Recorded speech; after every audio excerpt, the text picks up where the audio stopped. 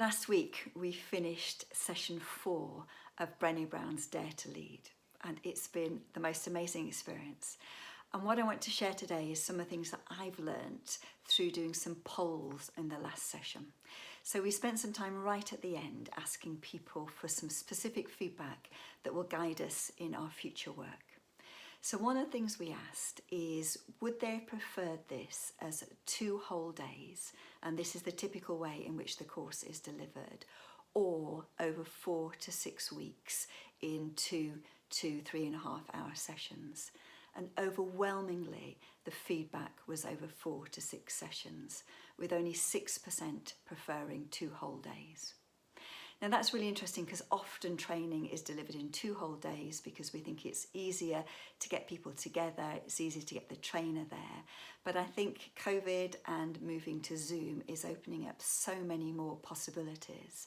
And also the feedback people gave us was, this is such potentially life-changing stuff that having time to assimilate it and practice and come back and learn more makes it easier to make these changes. So that was fascinating. In a similar vein, we asked people whether doing it over Zoom or face-to-face, what did people prefer? And only 15% said they'd have preferred this as a face-to-face opportunity as opposed to Zoom. So a massive appreciation of the potential of Zoom. Then we asked people about the size of group. Now we facilitated this with over 100 people from a range of different teams, and we put people into small, what's usually called mix-max groups, so groups of 6 people with the maximum mix across organisations. And most of the work, the majority of the work we did in our sessions was in these small groups, so people got to know each other really quite well. At the beginning of each session, we did 2 or 3 called impromptu networking, where you'd get paired up with somebody that you didn't know who wasn't in your group to answer some initial questions, but then the rest of the time was here.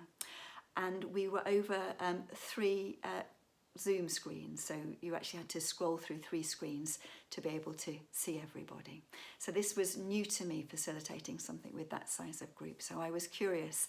And we asked people who would have preferred the large group being up to 20 people, who would have preferred the large group between 20 to 50 people, and who didn't think it mattered.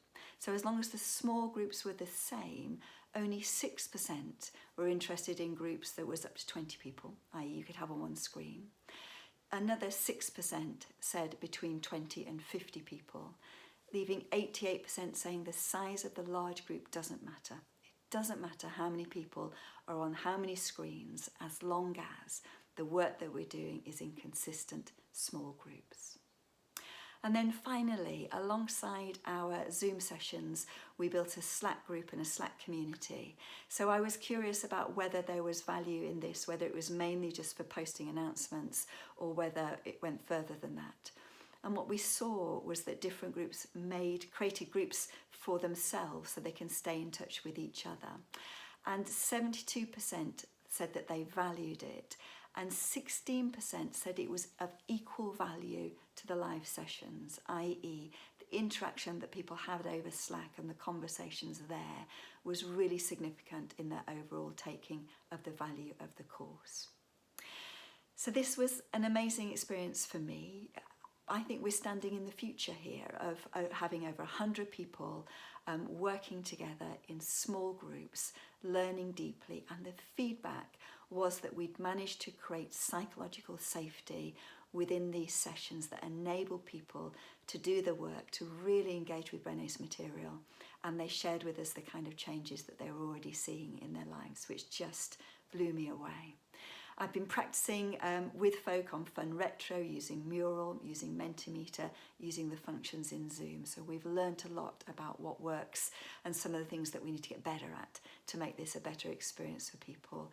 But for me, the power of doing things in a large group, but keeping that level of intimacy, working alongside a co-facilitator, I could not have done this without Emily, has been one of the most powerful learning experiences for me this year.